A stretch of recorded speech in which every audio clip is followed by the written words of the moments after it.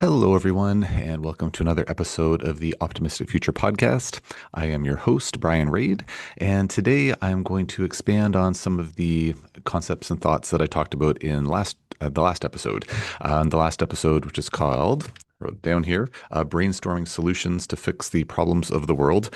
I It was kind of a general introduction to a series of videos. This is the next one in that series, where I want to explore some thoughts around how we can look at more what I'm referring to as top-down approaches to help carve out an ideal future for our world.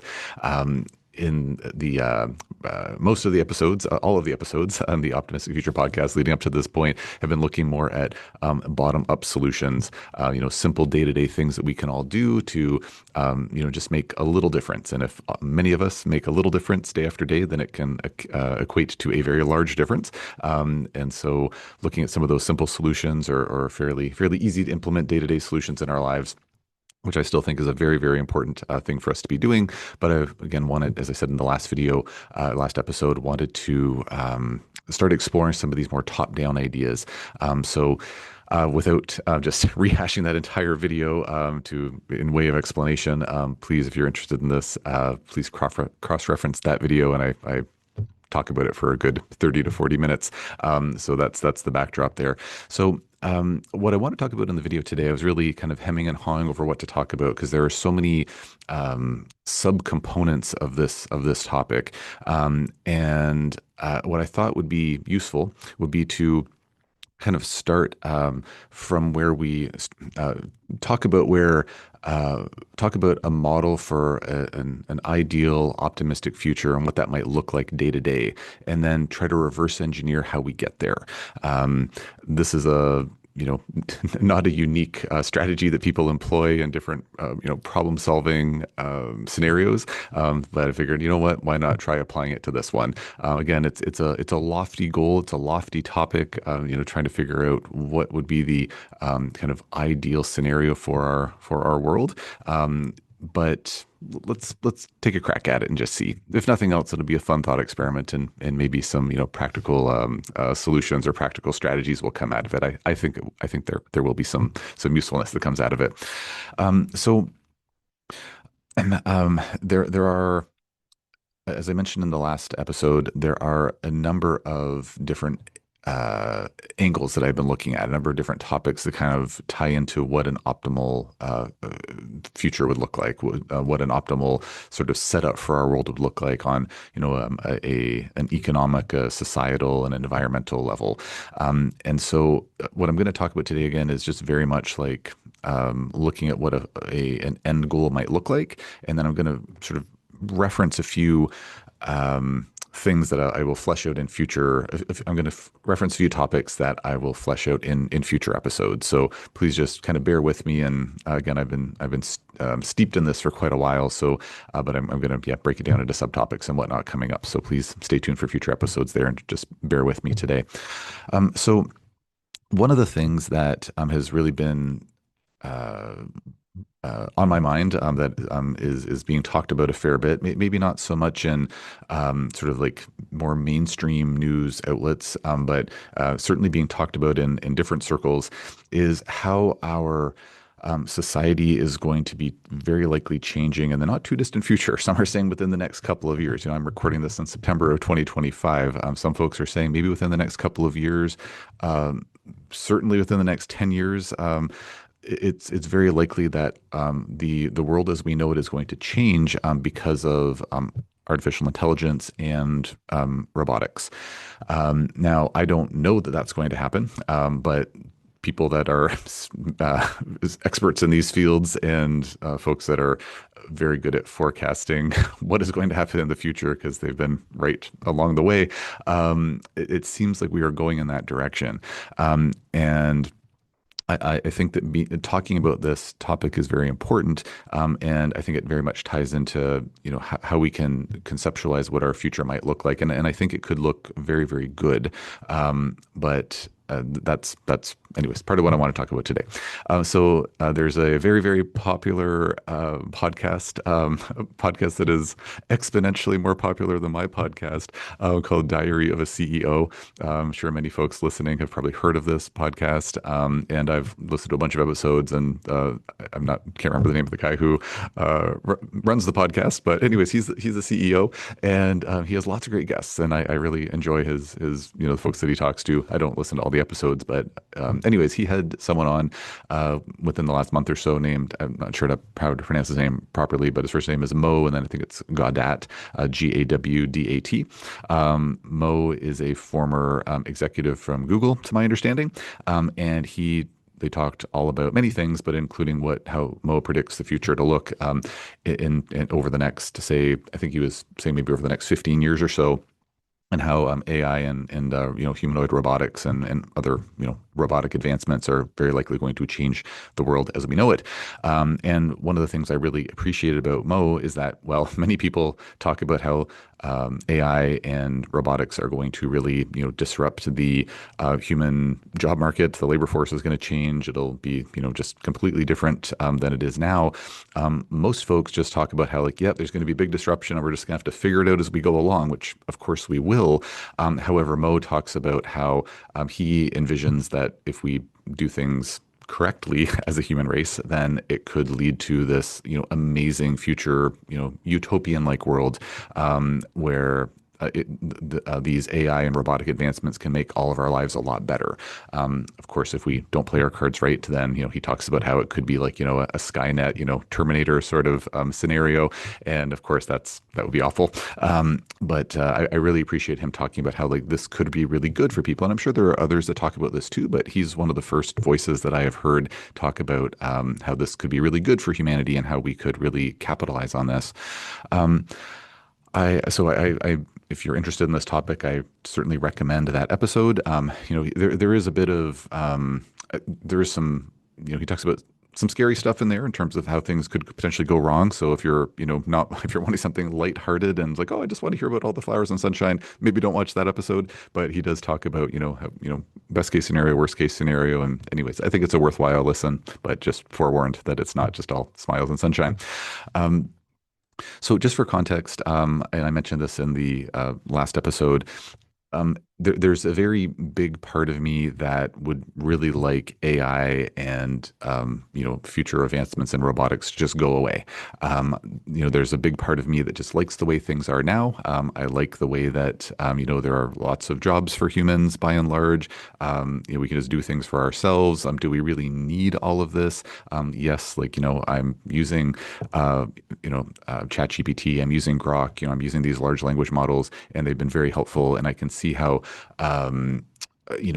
actual AI, artificial general intelligence and future advancements can be really, really, really helpful. I can absolutely see that.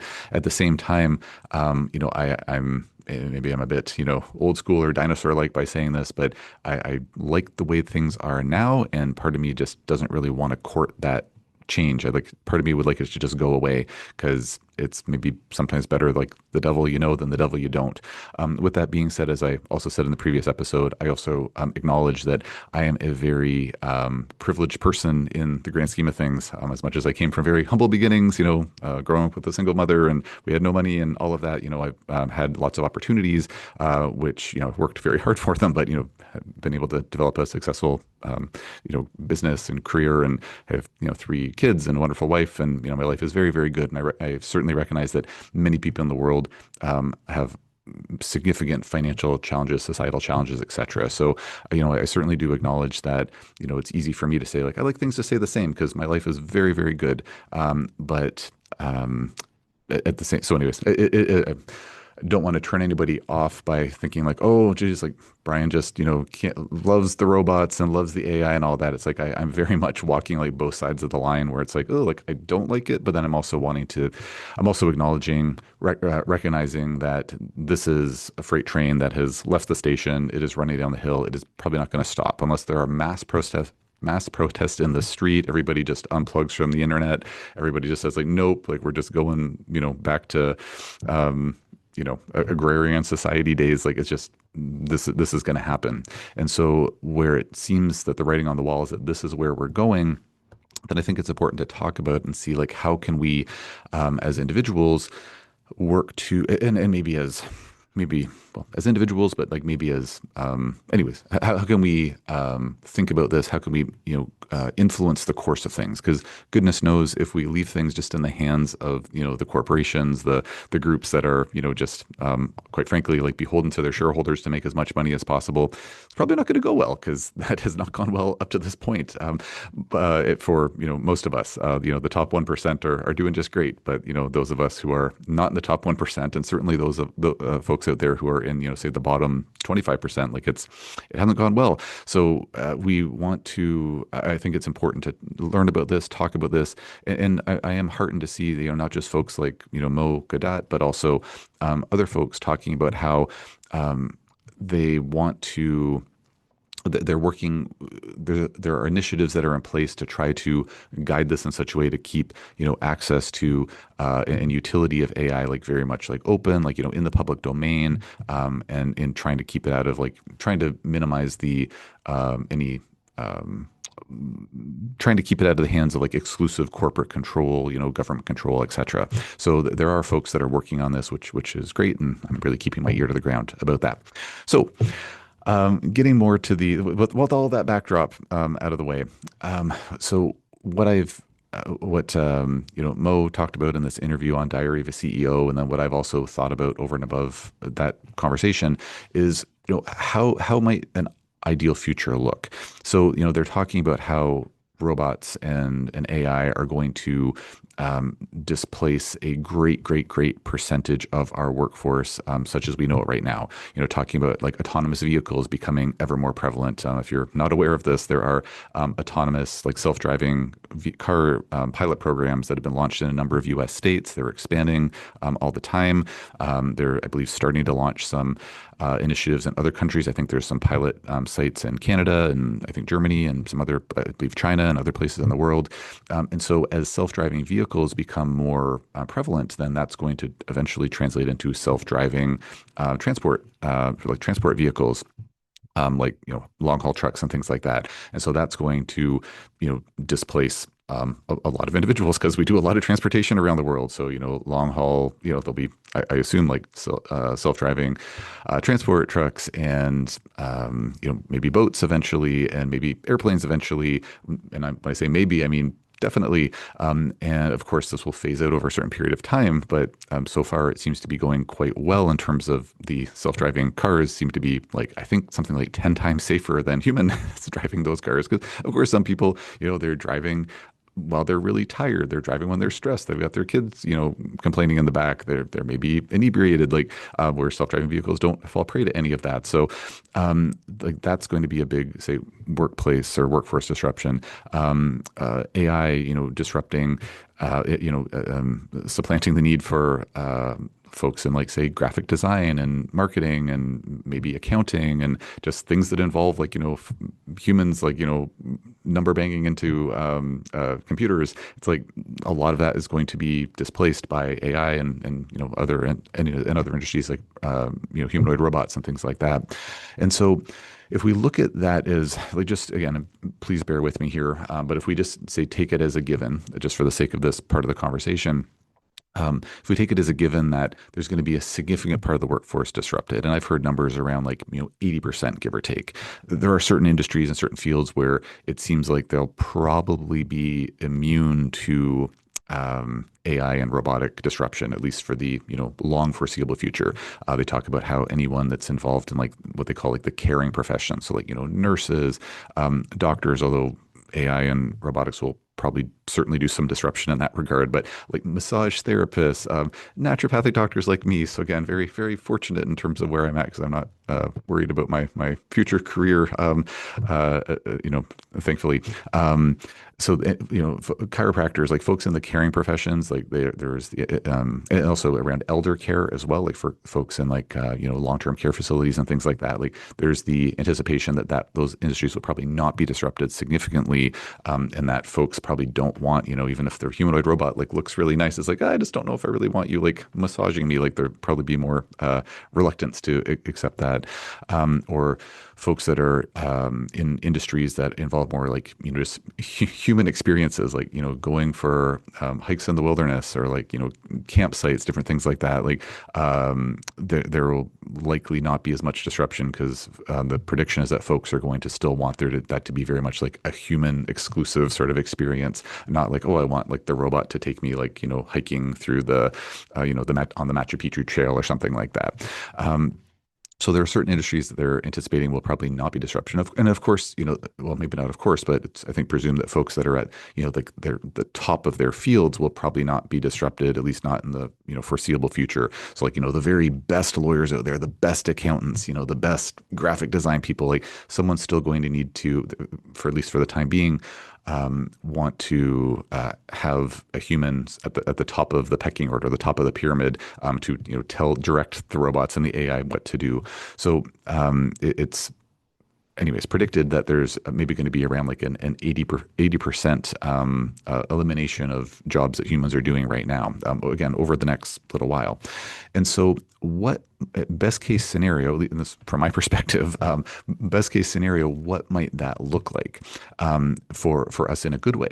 And what could happen, and this is what Mo Goodat talks about in his interview, or references it, is that could be really, really good for us if society structures this well.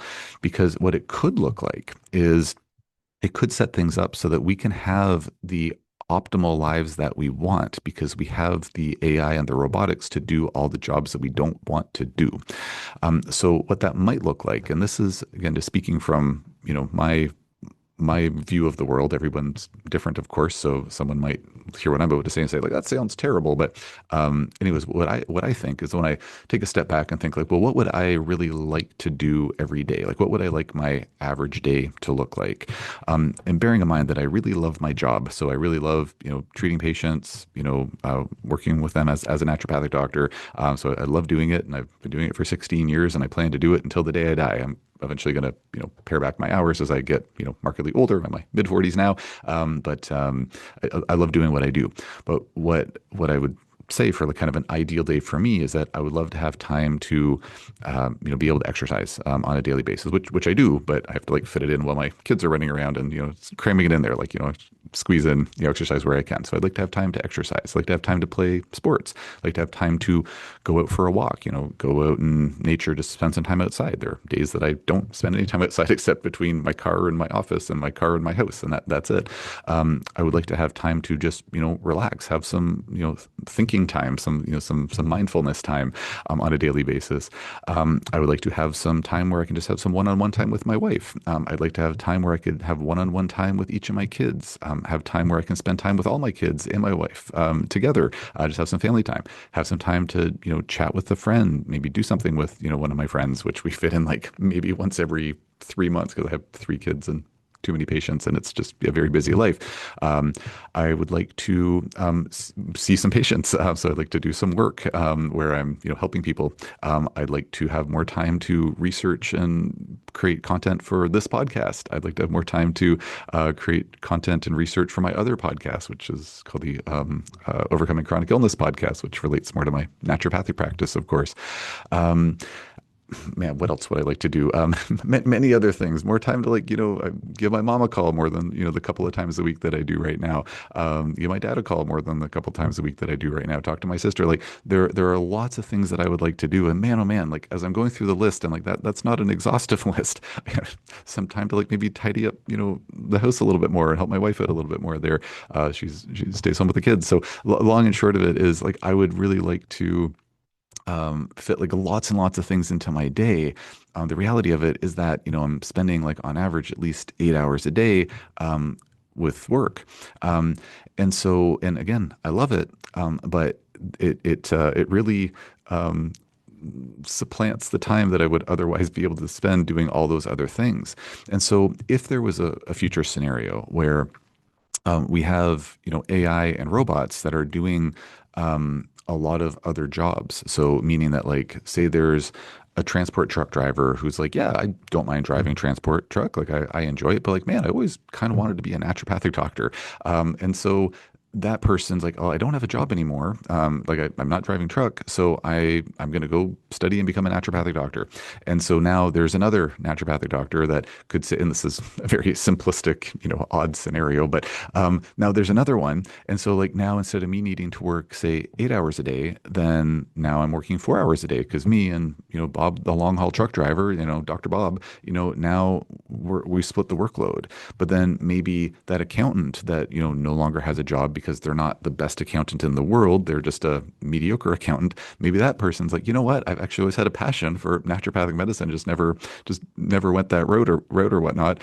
And so then now we've got, three of us. So now we're splitting the 8 hour day three ways. And then there's another one, another one. And so maybe there's a scenario where I only need to see a couple of hours of patients a day, and me and my three other compadres, we're all splitting the load. So there's not the need for the long haul truck drivers because we have self-driving vehicles to do that. But now there's more of us that are able to get into the caring professions, and all of us get to have our cake and eat it too, and that we can all work on our what we're feeling passionate about on a work level. We still kind of get that satisfaction of seeing our patients and helping folks in that way. But then we have so much more time to do those other things we want to do, take care of ourselves, spend more time with our family. This could, create a scenario where, if say, one or both parents say like, you know what, we just had a baby, like we just want to stay home with our baby, like, and goodness knows we've had three babies, my wife and I, and it's a lot of work, and so it's a beautiful experience, but like, man, oh man, like we could easily have justified, both of us staying home, not just my wife staying home with our little ones, and so like it would create more flexibility where it's like, oh, like, one parent wants to stay home with the kids. They maybe don't want to send their child off to daycare. And I'm not saying not to send your kids to daycare. Parents have to choose what's best for them. And of course, in many cases, parents don't have the choice because they need a two-income household in order to make ends meet. But it would give more flexibility for that. And, not to go off on too much of a tangent, but, if we had more time, if we weren't so busy with work all the time, then we would have more time to spend with our kids. We'd be able to get more enjoyment out of the time with our kids. We'd be there to raise our kids directly more as opposed to, needing like I guess at the end of the day, somebody's got to take care of the kids. So it's either going to be you, or it's going to be the teachers, or it's going to be the daycare worker, or it's going to be the babysitter after work until you get home through rush hour traffic or whatever. My understanding is that parents taking care of their kids is the best for the kids. So when we talk about and again, some parents and families don't have the option, so I'm not casting any shade, but just saying that, in an ideal scenario, if we had the option, the luxury of having more of that time, like it could be really, really good, like for our kids, like on a family level, that would help our society overall. Because my understanding is that there has been lots of research showing that when parents are able to, spend optimal amounts of time with their kids, then it leads to the kids feeling more having less anxiety, feeling more having I guess overall like better health and better mental health and easier times in the world, shall we say? So like that would really help to. That would have a significant beneficial effect on society as a whole, I believe. Might help to put a dent in the mental health care crisis that we have in the Western world and maybe other parts of the world too. I'm not don't know about all the different geographical regions of the world, but we certainly have problems with it here in North America, that's for sure.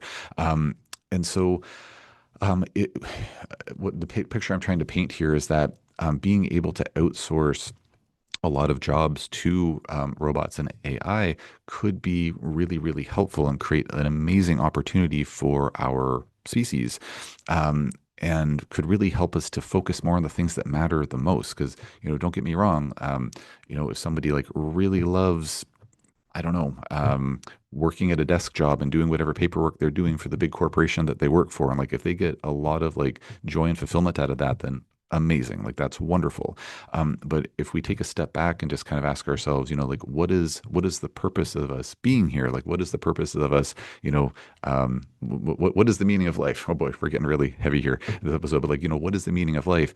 When we're lying there on our deathbeds at some point, and we look back and say like, man, like, what were the things that I did in my life that brought me the most joy, the most fulfillment? I know for me, when I reflect on my life up to this point, as I do from time to time when I squirrel away those, rare moments of mindfulness and reflection, it's certainly not like, oh man, like, I just really think back to that time that I worked as a summer job in that HR department for the hydro company, like the power company, and like, man, like just number banging those numbers, like that was bliss.